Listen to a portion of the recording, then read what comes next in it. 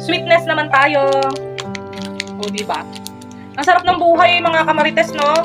Na pa-relax-relax lang ako habang kayong minig na sa galit sa akin. Diba? Halatang halata po kasi sa inyo eh. Na gusto nyo ako siraan. Kasi yung iba dyan, hindi nila kaya gawin, lalo na sa pagtitinda ko ng jewelry, hindi nila kayang gawin yung ginagawa ko, makahatak na maraming customer. So, diba? Kaya yung iba dyan, naninira.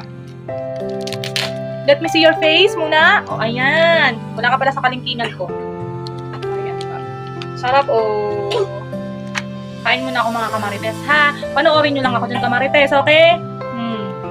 Sarap. Ang tamis.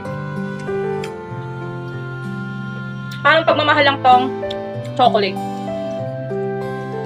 Matamis sa una. Pero pag nalasap mo na, at naubos mo na, nawawala.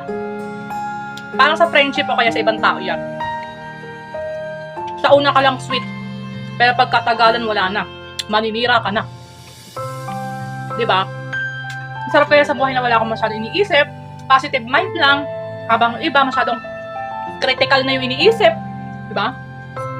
At gusto ko, mga kamalte, inuubos ko lang lakas ko sa sarili ko, saka sa pamilya ko.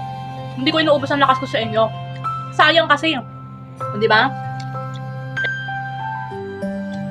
Pero kung ako lagi niyong unahin, sayang na sayang ang oras niyo. Sarap. Inggit ka na.